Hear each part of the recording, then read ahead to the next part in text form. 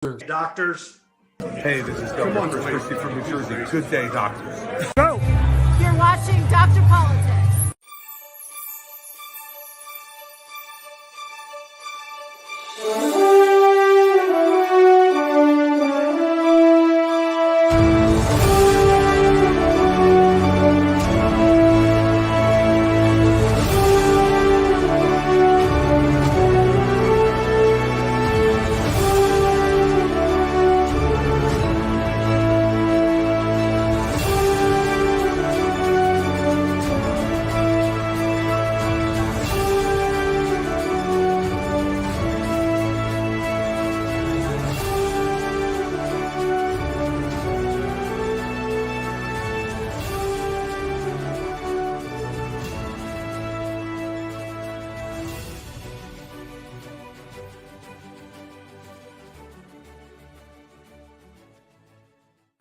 Hey, good Friday, everyone. Welcome to Dr. Politics and Political Architect Show.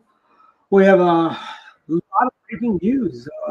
We've got coming up, Maryland's could probably have their first Republican senator since Senator Mac Mathias of the great state of Maryland. Larry Hogan announced that he's running for governor. Good job, Governor. It's glad to see you're running, frankly. And, running for Senate. You said governor. Yes, running for, no. Yeah, Governor Hogan's running for Senate, yes. Yeah. You know, by the way, he can run for governor, again, because Maryland's Constitution says, it's take 2 terms and a timeout, and then you can run again for 2 more terms. So, in theory, he could be a senator for 2 years and then run for governor again in 2026. Yeah. Not that he's likely to do that, but yeah. I mean, look, I'm excited. I've been waiting for Hogan to do this for a long time. I mean, this is something he should have done, when the opportunity arose before. He had a very high popularity rating when he left office. We both know there are a lot of Republicans who soured on him during his time in office, but there's also the ones that were very kind of the MAGA crowd as well. And didn't like his take on Trump. But, Larry Hogan is extremely electable statewide as a senator. Yeah. So, it would basically what it comes down to, is that this would be the most competitive Senate race Maryland has had in a long time. Probably the last time we were this competitive in a Senate race may have been when Linda Chavez ran for the old Mac Mathias seat. That's how far back you got to go to find a competitive Maryland Senate race. Yeah, and Hogan, while I can't label him a conservative, I don't consider him from the Mac Mathias mold either. I see him a little bit more middle of the road, not as liberal as Mac Mathias was. He's more of a J. Glenn Bell. Yeah, that's probably a good comparison. I remember when I first started working for NET, Paul's secretary was getting married, and we decided to take her out to lunch. And I'm sitting right across from Paul Wyrick, and Paul and I are talking, And I go, so what are your thoughts on our Maryland Republicans, which was the better Republican senator, Mac Mathias or J. Glenn Bell? And he goes, Bell, by a margin, by a very slim margin. He was better than Mac Mathias. Yeah, but politics was different then. The makeup of it wasn't as heavily skewed, obviously, to the Democrats in, say, Montgomery County, other parts of Maryland as it is today. Democrats have, gained a lot of ground registration-wise and everything else in the state of Maryland since those days. But Maryland is definitely a very liberal state from the political standpoint. It's very hard. Linda Chavez and Alan Keyes, right? Yeah, Alan Keyes, 1984. They were probably the 2 high-profile people that we've had running. Actually, Alex Haley ran in 84 and lost the primary to Alan Keyes. Nobody saw that one coming. Yeah, I still remember. When Keyes was running, because he was driving all over the state. We were driving to church. We actually had to go over to Columbia for church at the time, and it was a Sunday, and Keyes, his car was over there, in the vicinity. I think it was probably off of 32 or something like that. Hmm. And my wife got really excited that just it's like, look, it's Alan Keyes. Yeah. I mean, he was a celebrity. And he Kind was also, of got a little wild and went off the reservation there, but hey. yeah. And Allen was one of the few, he was probably the first prominent African American Republican many folks of my generation ever met. Yeah. And I mean, it's so hard to run as a Republican statewide, mhm. but especially when you're coming in from a conservative organization or from an administration. But Larry Hogan is a different breed here. He's the former governor. Mhm. He was very popular even with Democrats because he went across the aisle and did stuff. And I mean, I would hope that Mhm. even the MAGA Republicans who just had a lot of disdain for him Mhm. and everything like this will just say, look, remember, we want this seat. This can be important. Maybe he would vote like Susan Collins or Mitt Romney on some issues. Mhm. By and large, we want the R in the column. This Larry Hogan, by running, could make it really, really interesting in terms of the makeup of the Senate, Yeah. and the chances for the Republicans to regain the chamber. I think the Mhm. Democrats are already out there saying, like, a vote for Hogan is a vote for Mitch McConnell as the Senate leader, majority leader. It's like, I don't have a problem with Yeah. that. And look, we came together and supported Dan Cox Yeah, last year. as much as that pained us. But we did. We put, it's basically putting state before party. It's boy, I hate to quote John McCain. Country first. Mr. Campaign Finance Reform. It's Republicans do, for the most part, to get into politics for all the right reasons, while the Democrats get into politics for all the wrong reasons. They want power and they want fame. I think it was Rush Limbaugh that said, "Washington politics for ugly people." Yeah. Yeah, I mean, you meant by mentioning Rush, I keep thinking about how much the conservative movement misses Rush Limbaugh. Hmm. I think, I mean, I think January would probably. I think he died in January, right? That was Yeah, it's shortly after the State of the Union. yeah, and so you know, I'm sure liberals, were gleeful in the sense that they didn't have to deal with Rush, but I mean, I really think that if Rush Limbaugh was around today, it Hmm. could have a tremendous impact. I mean, with all the stuff that's going on, Hmm. all the different races, all the things that are going on. I mean, we've got the House. Who knows where that's going? Who knows where the Senate's going? Rush Limbaugh, in a lot of ways, could help tip the scales. Yep. He And was there isn't he was an there honorary isn't member of the anybody that class can of do that. '94. Yeah, he Yeah. was an honorary member of the class of '94 when he was on the radio. Helped usher in the Newt Gingrich revolution, so to speak. Yeah. I mean, And I think what do you call? I think it's a great thing, frankly. And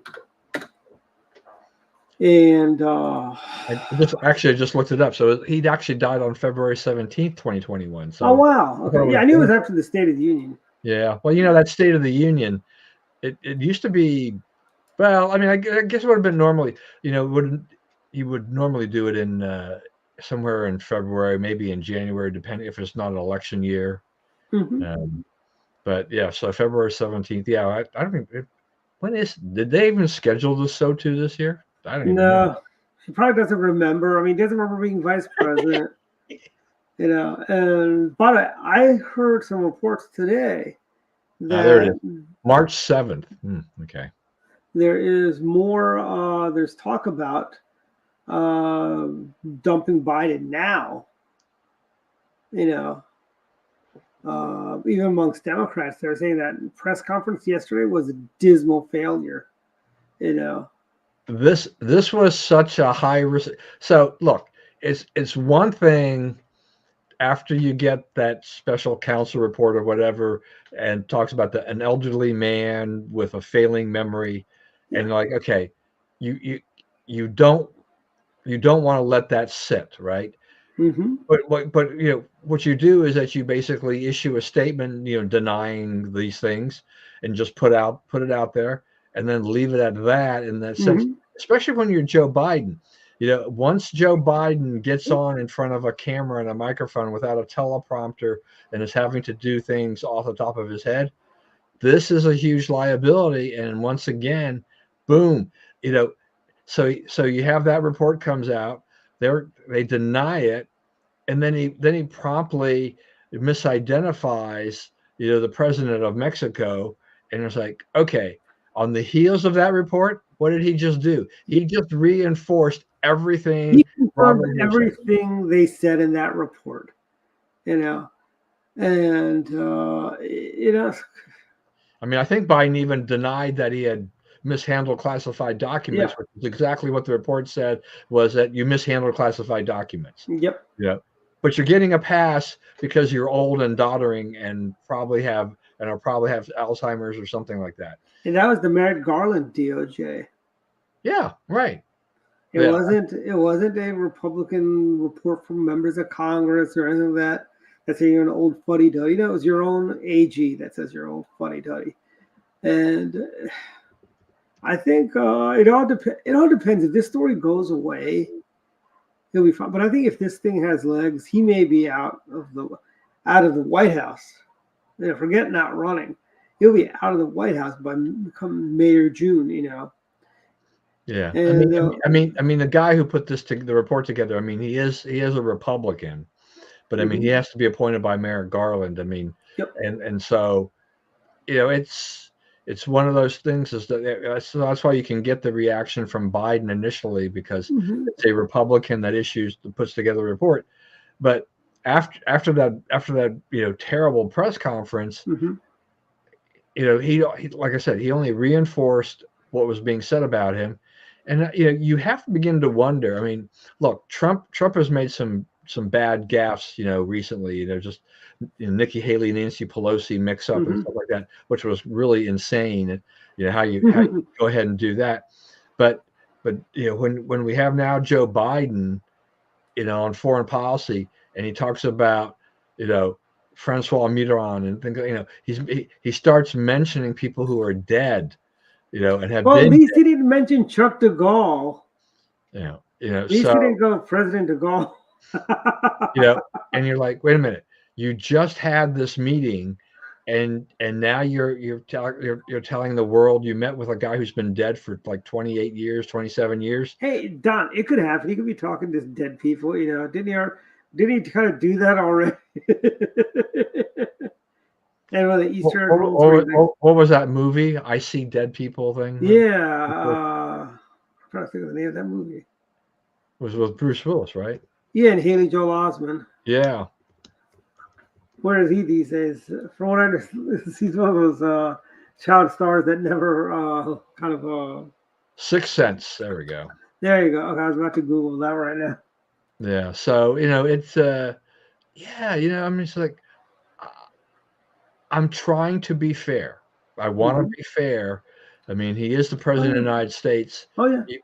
Even though we didn't vote for him, but this is becoming just so embarrassing. Yeah.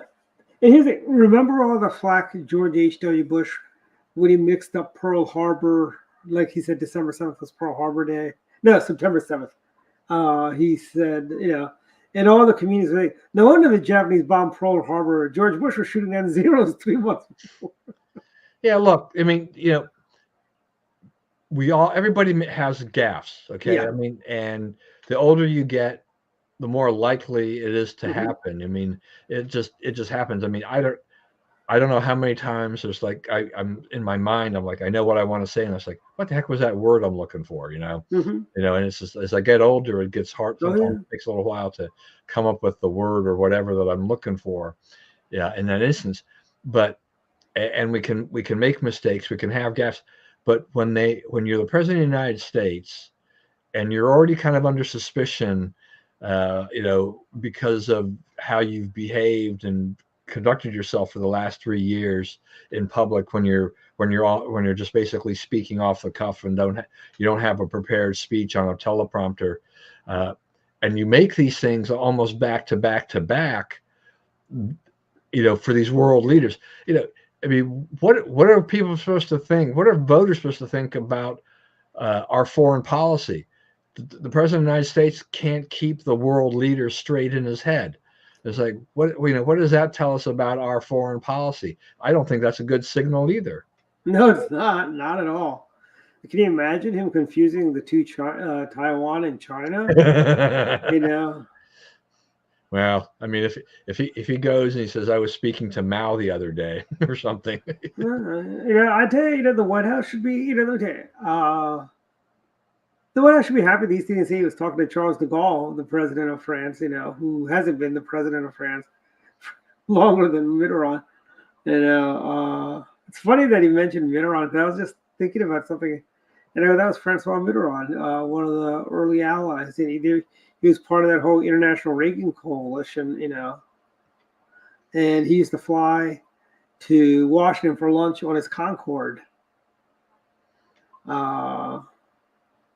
Oh yeah, that's where we were talking about the son of Concorde over at NASA, and that's where that all came up with, and how what's his name at Live Aid did a concert in London, and then in the afternoon he was in Philadelphia. He hops on the Concorde and is in Philadelphia to do the evening concert there for Live Aid back in the days. It was Phil Collins. Yeah. Yeah. I don't know whether or not can you really ever in this day and age make a Concorde type of thing financially viable? I mean, I think you can. And the biggest problem with the original Concorde was the price point, but I think it was about the same as flying first class, flying on the Concorde, so. And that was people complain about the side booms, around here like they always do, it's the DC suburbs. They if they're not complaining, they're not happy, frankly. The whole fight in Loudoun County, by the way, about data centers. And what do we learn about data centers? What we just learned about data centers? If they didn't have those data centers, those counties would be have zero growth pretty much. They'd be like flatlined. And we're doing just fine, I think, without that, with the data centers and all that. And I was kind of thrown back that the Republicans were also against data centers. I thought we like data centers. We like revenue coming in. But I think a Concorde today could be viable. They would have to just do a few things. Like one, I think if they could drop the price of tickets about a couple $100, I think it'd be more viable. More people would take it. I would do it just to say I was on the Concorde, Yeah, well, I mean, I guess part of it. I mean, there's so many parts of running. Putting a plane up in the air. I mean, it's the manufacturing cost. I can't even imagine what it would cost to build that plane today that could travel at that speed. And how much fuel it uses and stuff like that. I do think though that in some ways if you watch all these SpaceX and Blue Origin launches that just to reach what they consider to be the edge of space, right? Yeah. People are paying all this money for that, all these just to go up and then come back down. It's like, yeah, I mean, there are a lot of there are a lot of billionaires and multimillionaires that probably would find they don't have a problem with dropping 20,000 or whatever it might be to fly the Concorde. Yeah. Probably more like $600 to $1,200 to fly on the Concorde is probably what we really like. I mean, don't forget Airport 79. You had international terrorists trying to shoot down the Concorde. That's where George Kennedy sticks his head out of the cockpit and fires a flare gun to have the missiles chase after that instead of the Concorde.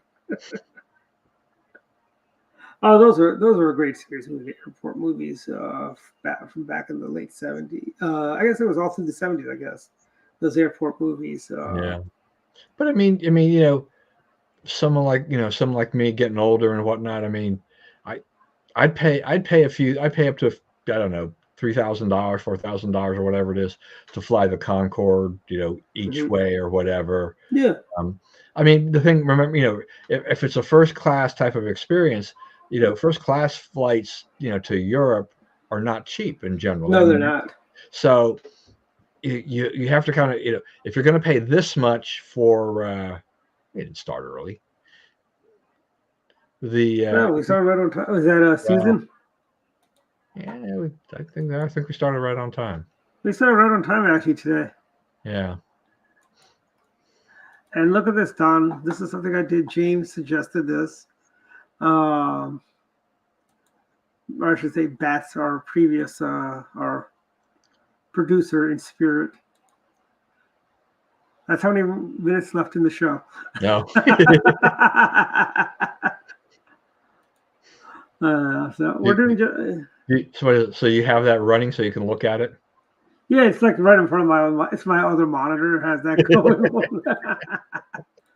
Yeah, like James was telling me, he goes, you might want to try and do. No, we're not. We are. Dr. Politics direct line starts at 7:30.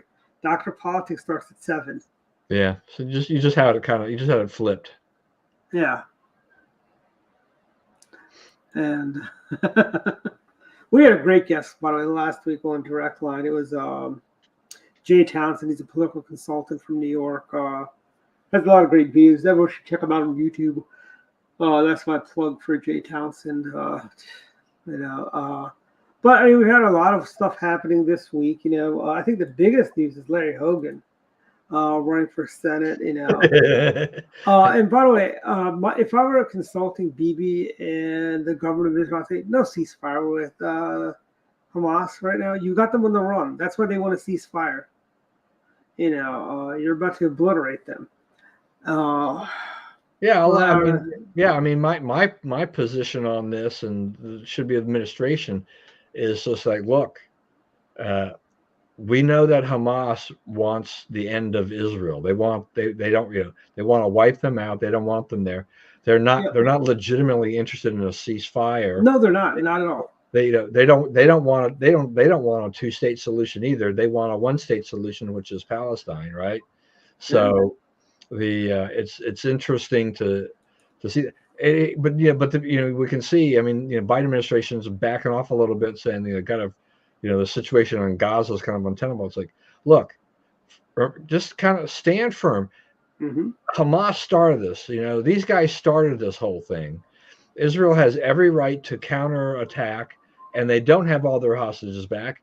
And Netanyahu has more or less said, look, you give us the hostages back, and then we'll talk about this. But that's the best Hamas is usually want to do is like, we'll give you 5 or we'll give you 10. And I hear a lot of them are dead already. A lot of those right, and that's right. They don't know for surety how many of these are still really alive, but many of them have already died in captivity. So this only adds insult to injury to Israelis, is to see that, like, not only did Hamas take them hostage, but many of these people died as a result of being in captivity and the brutality. It's like, okay, no. I mean, it's like, and the U.S. should look at this and say, look, Israeli hostages are dying. No, there's no mercy for Hamas at all. Yeah. None. Zero. Yeah, they are terrorists. They're the ones that started this fight. Israel's going to finish this fight. Right. But we have the Rashida Tlaibs and the Pramila Jayapals and the AOCs. And they're like, oh, this is just terrible. What's happening out there is like. In the old days, we would have called them anti-Semites, because that is what they are. And it's like the New Democrat Party tolerates all this stuff, frankly. Yeah, look, at the very least, the Democrats should join forces, and Republicans should at the very least censure these representatives. Well, why don't we expel them from Congress like we did to George Santos? Yeah, well, Santos was a clown. It was. Yeah, he was. But I think, the funny thing is that if they kept Santos around, they probably would have got the impeachment done on Mayorkas this week. Yeah, right. I mean that. Yeah, they lose that, but I mean, it's just, you had to get. I think the We're Republicans a had party no of choice. principles. He had to go. Yeah, I think they had to do that. And the whole thing about Mayorkas is like that was a dumb move anyway. Mm-hmm. They barely, they could barely get the committee vote done, Mm-hmm. and it's like to actually get to get the House to vote to make this go forward with that slim margin that they had. I don't, I'm not surprised that it happened. I mean, you Well, see your breaking news. Saturday Live has been canceled. whoa, is that Yeah, new? they have been funny. Is this break? Thanks for breaking the news for us. Our field reporter Susan Baker out there. Yeah, I'm glad the View is gone. I don't know who watched the View, frankly. From what I understand, it started off as a Regis and Kathy Lee with 4 women in the beginning, talking about making cookies and stuff like that. Then it became very politicized over the years. Was Diane Sawyer on the View also with Barbara Walters years ago? Well, I don't know, Diane. Barbara Walters definitely out was. I mean, that was her baby. Yeah. But back to, and here's the Senate, the immigration bill looks like it's dead. It's falling apart. Yeah. It's She gets Susan to post the links to anything that says the cancellations, because there's a lot of stuff out there that you have to see to make sure that we've got that. I mean, both those programs been around a long time. Yeah. So it's always possible they get canceled, but you know what show is still marching on? Is going to be marching on into season 26. That's Law and Order SVU. I wonder, it's kind of like the old Doctor Who. The doctors and the crew members change every so often, so you can keep that same. You keep that franchise going. The entire cast could change between season 1 and season, say, 50. Yeah, I mean, and if for conservatives, shows like The Talk and The View are hard to watch because, you get one conservative maybe, and depending upon who they put in, who's sitting in that seat, sometimes I mean, I thought Elizabeth Hasselbeck, she was pretty good, but she wasn't a fighter. Yeah. Then they had Meghan McCain, and they had a whole bunch of different people in there, but Meghan McCain. yeah, by and large, they had a lot of people who There you go. There we go. Yes, SNL is dead. Well, maybe it's because they weren't funny anymore, frankly. They used to be funny when they had Chris Rock and they do stuff like that. But it's just they became overly political when this happened. It actually goes all the way back to the McCain era when what's her name? Gina Cervetti, is that her name? Is that the name of the woman that used to play? She would always do Sarah Palin. Gina Cervetti. I didn't watch. I didn't watch much of Saturday Night Live, so I can't remember all the cast members. But Saturday Night Live launched a lot of careers. Mm-hmm. There The Belushi brothers. Yeah. Yeah, that's what I was thinking about. Yeah, I'm thinking about all the old stuff that was on Saturday Night Live, some of the classic stuff with with John Belushi and all these guys. Yeah. But those were just like the salad days for the show. Mm-hmm. Yeah. I mean, then you had what is the guy's name? I know his name like I know my own. Dana Carvey. With his Bush impressions. He was hilarious. And then you had who's the guy that played Joe Azuzu? He was on there. He played the devil. And then you had the church lady. I mean, and it was funny. They did those great commercials too. And now it's not watchable, frankly. Yeah. Thing is that it's been a long time since I stayed up, at 11:30. It's like if I'm not in bed by 8:30, Sunday through Thursday, that something's wrong. Every minute after roughly 9:45, 10 o'clock is borrowed time for me. The other day, I fell asleep right in my chair and then woke up, and the TV was on, the lights were Yeah. on. I Well, I fell mean, asleep. yeah, I mean, I watch TV in a dark basement, and if I'm tired, sometimes, you know, I start dozing off at Hmm. like 7 o'clock, and then wake up 30 minutes later and like, oh Yeah. man, what's happened here? Like yesterday, I had a big conference I was at all day long over at lovely University of Maryland Marriott Conference Center. Great conference, a lot of fun, very enjoyable. I came home, I had to take a nap, and I had to set the alarm so I wouldn't sleep too long. But I set the alarm for about 45 minutes. And it's 6:15, and I wake up. Oh my God, is it morning already? Yeah, I gotta watch out for that. Where's the conference center at the campus? It's right there. You know where, right as you Delphi Road and Okay, so it's Campus right Drive. right Yeah, there it's where, that yeah, corner. okay. Yeah, yeah. That's also where University of Maryland University College used to be. Now it's university. What is it? It's the global UMG. campus. Yeah, and I tell you, UM. It's yeah, and I UMDC, right? Yeah. yeah, and I was walking around. I noticed Ronald Reagan has ties to the University of Maryland. He came there and spoke, as did George H.W. Bush. I'm like, this is pretty impressive, you know. You know, they couldn't have those pictures on the main campus because the kids would probably rip them down or something like that. So those are over at the conference center or the. Yeah, in the Marriott, yeah. Yeah. You know, the way, you know, and also, you know, the news we've had this week, you know, it is Super Bowl week, Super Week, so to speak.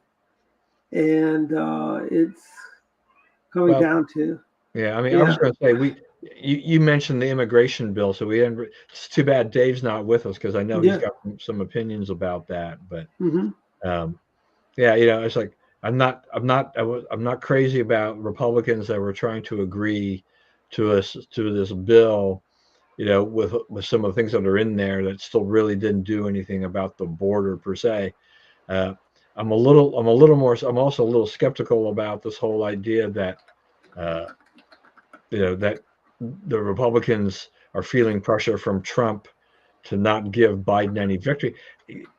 I can see that passing the border bill might give Biden, you know, something he can say for the election on the one hand, but on the other hand, it's still not build the wall, right? You know, type of thing. So I think there were still plenty of holes in it, which it wasn't to me didn't make it a very strong, you know, bill to begin with. But you know, the speaker is finding, you know, trying to navigate these things to be very difficult. And you know, he's the same group of people that that took McCarthy out, you know, are not happy either. It's like, well, what is you know when you guys are fussing like that? I mean, I think that goes back to the start of the program when you're talking about, you know, you have to kind of do what's what will work and what's good Hmm. overall. You know, they I think a lot of these guys, the Matt Gateses, you know, they were really nitpicking about a lot of stuff. It's like you want to really shut down government over some of these things right now because And by the way, how many? government shutdown only hurts the Republicans, no matter who's in charge. You know, even if the Democrats were obstinate about things and weren't serious about things, the Republicans will always get the blame, no matter what. And look at this. I mean, we've had since McCarthy, we've had continuing resolution after continuing resolution. I think we're on what third continuing resolution right now. You know, they, you know, so it's like these people would rather have no loaf of bread opposed to a half a loaf of bread. Well, And and to you know, the CRs is really kind of the cowardly way out for politicians, right? hmm It just kicks the can down the road while they hmm supposedly negotiate for more, but they do this. There, you know, there should probably be a limit on, you know, an absolute limit is like you can't have, you know, more than X amount of continuing resolutions before you actually have to settle this up, because you know, it seems like it's almost like an endless thing. I mean, you know, we've had periods of time where, you know, they just kept doing it one after another after another. They never had hmm an actual budget they adopted. So, you know, until sometimes I'm thinking for what, a couple of years, you know, or more. And so it's that's kind of ridiculous, you know, to do this. We've got a lot of problems. We've got a, you know, we've got a budget deficit, and we've got a national debt both out of control. And we've got a very, very troubled world out there. There's a lot of problems from the Middle East to China to Ukraine. And what if Africa flares up? What if there's a problem somewhere in Central Africa, which is kind of already there? We're just not paying attention to it. But you do have the issues there in countries like Nigeria and other, as well as you still have the civil war going on, I believe, in Sudan. You still have problems between Ethiopia and Eritrea and Somalia there. You still have those problems that, I guess they're not glamorous enough for MSLSD to cover. And it's the next president's going to have a lot of challenges, whether it's President Trump or President Trump or President Trump, is going to have a really tough problem, I mean, I think he can turn things around as he did last time. Everyone was saying, oh, he gets elected, the stock market's going to crash, and the stock market went up. Everything was better under President Trump. The price of gas was a lot less than it is today. And I cannot believe these Democrats, they say with a straight face, they are better off today than they were 4 years ago. How so? And I don't know if you saw President Biden going around blaming shrinkflation and supermarkets for the high price of foods, gouging, And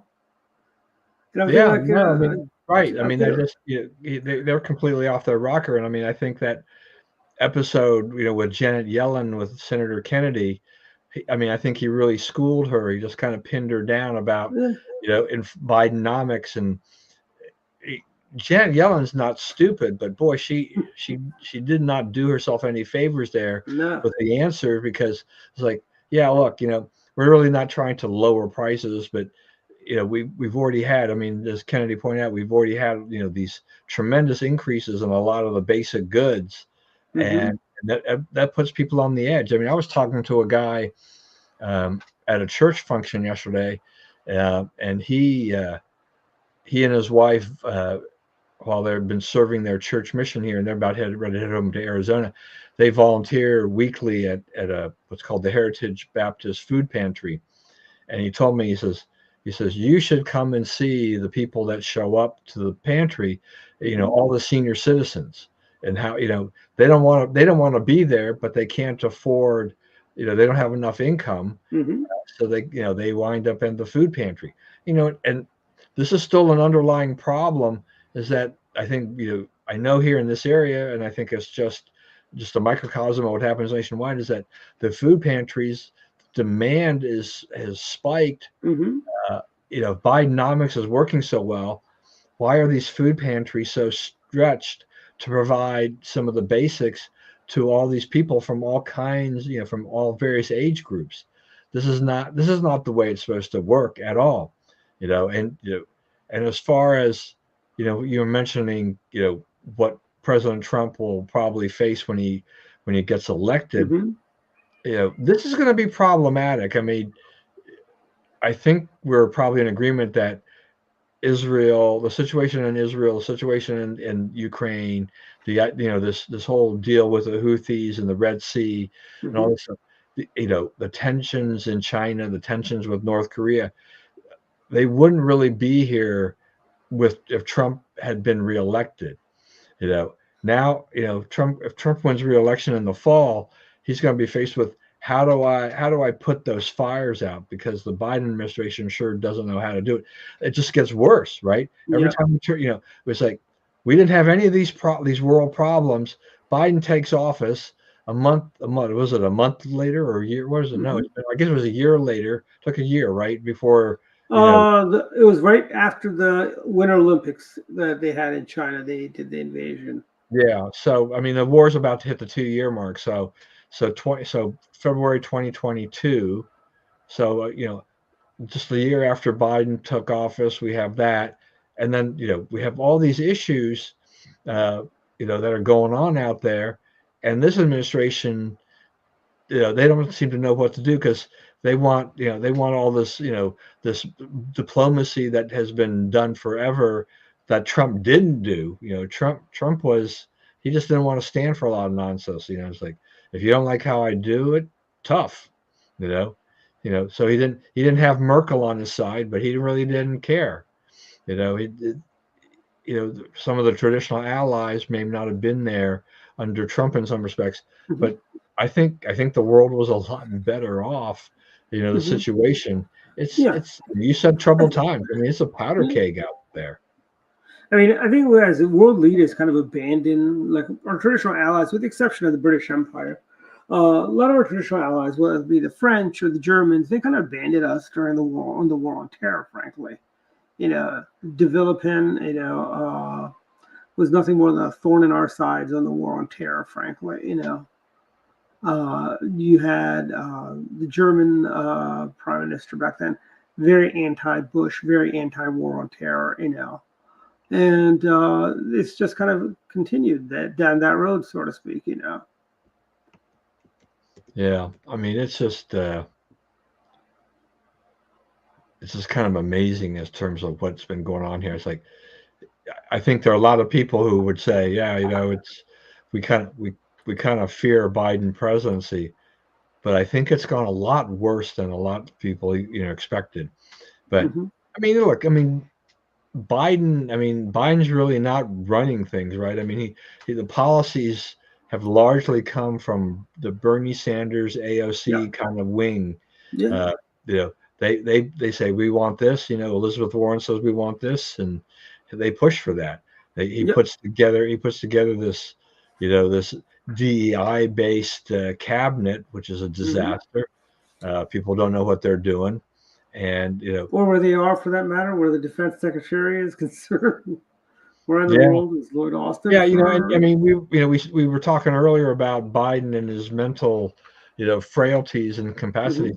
It's like, one of the other issues that comes out of this too is just that if Biden is this bad off, I don't see the Democrats abandoning Biden at this stage of the game, but it does make you wonder about Kamala Harris and whether or not voters would look at that too and say, wait a minute, it's like, we could stomach Joe Biden, he has a long track political career and everything like that, but we've seen what Kamala Harris can do over the last 3 years, and that would frighten. What has she done other than cackle here, cackle there, cackle everywhere?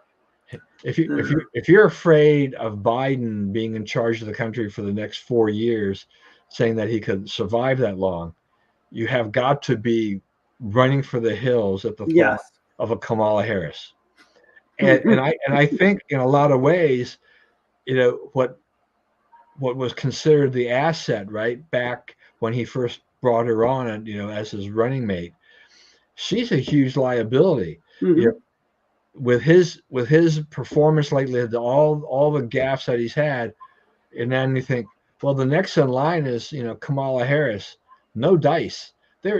Voters need to look at this and say, we can't have this. So I think the other side of that, flip side of that, is that Trump needs to find a good VP candidate.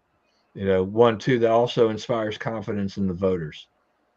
Very true, very true. And I think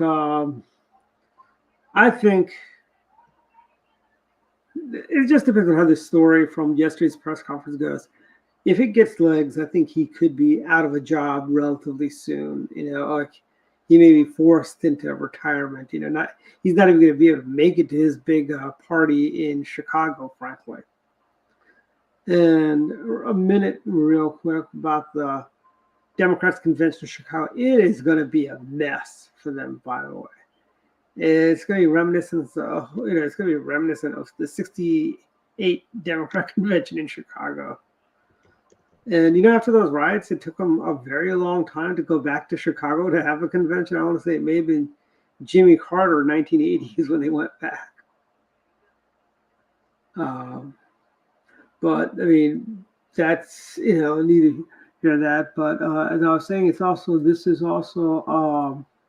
this week is also, we've got the Super Bowl in Las Vegas, which I don't know how I feel about that, Don. Having a Super Bowl, it just seems unnatural. If it's not in Anaheim or Florida somewhere, or New Look, Orleans, doesn't feel like a Super Bowl. yeah, but I mean, if I kind of look at this in the sense of that, the when the NFL gave the owners gave permission for the Raiders to move from Oakland to Las Vegas, Yep. I think they were also looking at the long-term market of Las Vegas, and that they could because it then becomes an NFL city, you can thereby hold a Super Bowl there, Hmm. as well. You just need a stadium big enough to do that, and that's basically, this was made for it. I mean, look at how the sports world it's all about gambling. I mean, Hmm. there's Yep. always been gambling, and Las Vegas has always had gambling in the sports book and all this kind of stuff. But this is now very legitimized. You're in Sin City. You've got the weather's going to be good. They don't have to worry about any of that stuff. It's a great location for them. People will want to flock to Las Vegas to be in Vegas. In addition to the Super Bowl. I mean, it's a great city to visit if you like all the entertainment and the gambling and all that kind of stuff. So I don't know that I probably kind of agree with you. I mean, I don't really know if it's the image I wouldn't want to project, but Hmm. I think I think sports, whether or not it's professional sports or college sports, I think we're just seeing they're kind of all in on the gambling, legalizing the gambling and letting it Yeah. go. There's a lot of money there. Yeah, it's a revenue stream, but the funniest thing is like they added years ago. Harry Hughes in his book wrote they added the lottery in Maryland in the '70s to offset a budget shortfall they had then. Then they brought Keno in to offset the second budget offset they had back in '84. I think '84, '85 when Keno came to Maryland, and then they had another budget shortfall. I want to say during the uh, Glendenning era, where they were starting to talk about slots. Governor Ehrlich wanted slots, all for the right reasons. Then the Democrat legislator would not give Governor Ehrlich slots in Maryland, but they couldn't get the slots in fast enough for Martin O'Malley. Yeah, look, I mean, I wasn't in favor of this. I wasn't in favor of bringing any of this in there. But you're exactly right about this. Is that the idea of giving Ehrlich credit for bringing in revenue stream? No, but as soon as he was gone, yes, right. There, Yeah. there's no doubt that this was all plotted out. And it's now a couple years ago they legalized pot to pay for Kerwin, so they got pot for tots, the Democrats, and look what we're learning that the revenues are not going to be able to fund Thornton. Yeah, well, so Not Thornton, Kerwin. is not all these lotteries that when they were started. I mean, wasn't it sold basically on the idea that it would fund education, Yep. right? Okay, so my question is, in a very broad sense, is that if that's the case and they're raking it in, why are we paying so much through our taxes in education? I mean, if the lottery is a funding source of that, and we know that the lottery takes in a ton of money, why are you and I and everybody else in the state of Maryland, as well as other places in the country that have this, why are we continuing to pay higher property taxes to fund education? Mm-hmm. Yeah, and yeah, I think the state governments are out of. They only have one arrow left in their quiver, and that is legalized prostitution. Or maybe they've got another arrow. They might have another Yeah, arrow I in don't their know. I mean, quiver. I think if you legalize prostitution anywhere but Nevada, Yeah. you that's the bridge too far. That I Well, think. yeah, they'll legalize heroin before they do that, frankly. But it's like everything else. I mean, the problem with any kind of gambling is just that it generally attracts particularly like the lottery. Who's the people that play the lottery? Generally, people who can't afford to dish out the money, and the odds are long, but they play on those hopes, and so people will put down their hard-earned money for that, and most people never recoup what they've spent on lottery tickets, right? So that doesn't help those poverty-stricken type of people. And Uh, actually, who plays lotteries and the scratchers? It's the people who can least afford to do it. Like right, that's I'll exactly my buy point. I'll buy a lottery ticket when the jackpot's like around $1 billion. But I'm not gonna blow $1,000 on lottery tickets. Just to see. I'll But blow yeah, a but dollar. that's the other part of it, right, Dwight? Is that when those lotteries, when the jackpot grows to these huge amounts, even more people buy in, even more of those people who can't afford to Hmm. really do this, Yep. they buy in thinking that this is their chance. And every ticket that's sold increases, I mean, the odds become Hmm. longer, right? Because the more Yep. people you have in the pool, the longer the odds. So, by doing that, I mean, you expand the jackpot, but you also Hmm. decrease the chances that you're going to win. And so, and we know that, for decades, the gambling in Las Vegas, lots of seedy stuff, lots of things, there's a crime world, things. There's a Hmm. lot of stuff that happens as a result of gambling that's not good. There's a criminal element to it. And people who fall into heavy debt, who get addicted to gambling, Hmm. terrible things happen. Marriages are ruined, lives are ruined. Yep. This is not, why is there a Gamblers Anonymous? Because there's a big problem. This is, by and large, to me, it's a blight on our society. Hmm. And it'd be one thing, if everyone had the mentality. I remember before one of our Ocean City conventions, we drove down. We decided to go down via Delaware and stopped off at Dover Downs. I decided I was gonna, if I'll blow $200, and if and what happened was I got dumb luck. I got like $200 within the first 2 or 3 rounds, and I'm like, okay, I'm done. you know. And my friends, they go, well, you still have. I'm like that. I'm done. I'm ahead now. So we're gonna stop now. Yeah, I mean, I've played slot machines in Vegas, Hmm. but it's with a limit of like $5. Okay, Yeah, so you exactly. play the nickel or quarter slots. $5 is Yeah, they up. don't even have those slots anymore. I think now they're all like $5, $10 slots. Yeah, and I and I walk away, whether or not I walk away with $1 or $0. It's Hmm. like, that's it. I've satisfied this itch, Hmm. and I'm not going to do it again, kind of a thing like that. And it's been years since I've been to Vegas, and the last time I was in Vegas, I had no desire to play a slot at all. Yeah, and and I know our state, the RNC had their conventions in Vegas this past week. One of the biggest complaints I got from people were how it is so smoke filled there. They go, you gotta air out everything after everything smell. You smell like an ashtray when you got done with that convention, Yeah, or well, I should say the look, conference.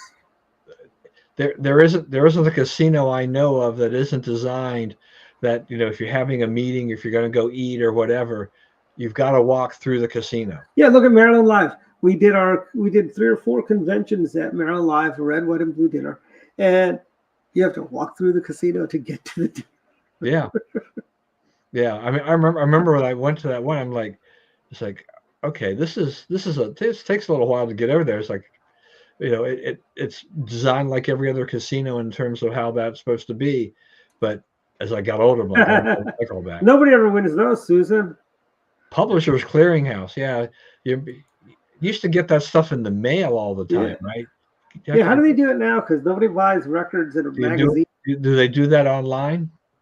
I guess, Uh, and but everything. it's one of those crazy little wacky things. And but we've had it's. I think this whole slots and all that. It's if you can control yourself, you're fine. And the last thing I want to kind of, before we get to final thoughts, is that King Charles has been diagnosed with cancer. It's But and we don't know what kind of cancer he has, though, right? no, we don't. No, they're being very tight-lipped about it. But our friend Diana Waterman, I was informed her cancer is back. So everybody, pray for Diana to get well soon. If anybody can beat cancer, that's Diana Waterman, frankly. Keep her in your thoughts and prayers. Oh, they do by online and by mail. That's interesting. That's interesting that they do that. I mean, I don't have cable TV, so I don't even know if they're still. No, they don't. I don't see those advertisements anymore. You remember how they used to do that? Yeah, Wasn't it when Ed McMahon was alive? Wasn't he part of that that whole was thing? another. That was another sweepstakes. Ed McMahon did a different one. Oh, they Dick have Clark did. Dick Clark, I think, did Publishers Clearinghouse, Yeah, it's been so long, I can't remember who did what anymore. and they had Alex Trebek. Actually, may have been a man that did Publishers Clearinghouse. He joined Dick Clark because they were saying just the envelope with their pictures on it. It could be right. And what do you call? But it's been 2024. It's evidently cancer is still around, unfortunately, in 2024. And Dartmouth reinstating SATs. I think that's a good idea. I guess they found out what happens when you don't.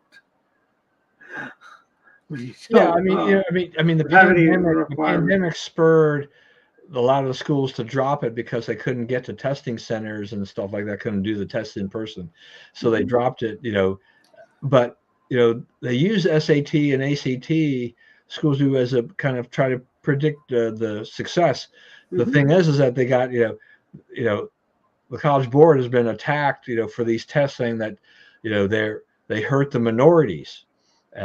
I'm like, look, maybe there probably are a lot of minorities that don't test well, but if you actually can teach them well, and you actually have good teachers, and you have school systems that are really serious about helping the students, I think you can overcome a lot of those things. I mean, there's no doubt that education, the level, type of education is unequal across the country because poor areas just, they don't spend a lot of money on it.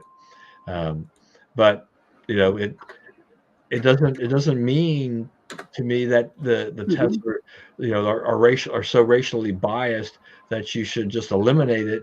And thinking that that they're being held back by the tests. There are a lot of people who don't test well and are also poor students. Yeah. And we are at final thoughts, Don.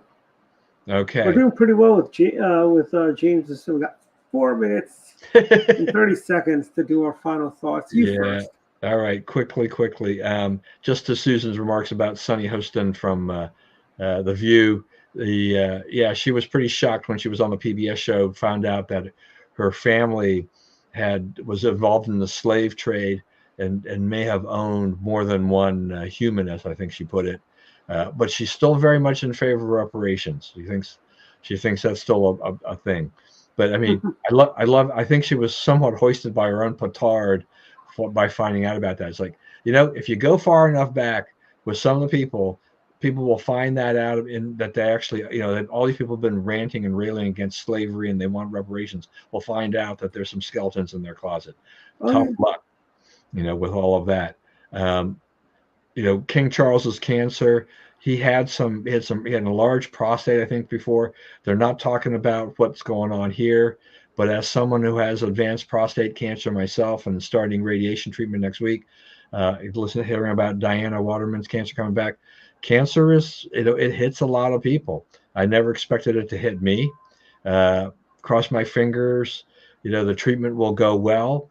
But I know that as a result, my life expectancy has been greatly diminished, and I don't know exactly to what extent exactly, but I'll probably be very lucky to go 15 years, and everything like that. But I'll take whatever I can get. We'll fight it the best that we can, and it's just cancer's hard. I mean, and once you've had it, there's a high likelihood that it will come back. I mean, the cancer cells are pretty aggressive. We know, besides that, we have our old friend Jeff Brown who had been through. We know people. It just kind of surprises you when it's out there. But having had Spencer go through that and losing his battle, with pancreatic cancer, our family doesn't. We're not sure exactly what the heck happened to us, but we'll soldier on and do the best that we can. But my thoughts and prayers are to anybody who's got cancer. It's just it's unbelievable how upside down it turns your life. Yeah, and you heard about the mutant wolves of Chernobyl that are cancer resistant. They're doing research on them now to find out why. They're having the mutant wolves of Chernobyl. I just heard about this. I think I heard about it or read it this morning on the news or something this morning. But my final thoughts. We are at Shamrock Shakes are back. They came back early this year. They've been around since Monday, and I've only been. They heard you, Dwight. They heard you. I know, and I only had one Shamrock Shake since. I just been so busy. But tomorrow's another day. And today's also National Pizza Day. Enjoy pizza. Go have some. Go to Missoni's for pizza. They've got the best pizza in Perry Hall. They serve Squire's Pizza at Missoni's. And everyone knows Squire's is the best pizza in all of Essex. So yeah. Next to Pizza John, I should say. Pizza John's pretty good too. And the other final thoughts is, welcome to the race, Governor Hogan. We're glad you're running. And all the best of luck to you and all the other candidates, because today is also the candidate filing deadline. And our friend Neil Parrott is running for Congress to get in CD6. Best of luck to all you guys that filed. It takes a lot of courage to put your name on the ballot. Don and I have both done that a few times. So, yeah, we did that on the state. Yeah, I can't even imagine trying to run, on the federal level. You need a lot of money. You better have a lot of time to do that as well.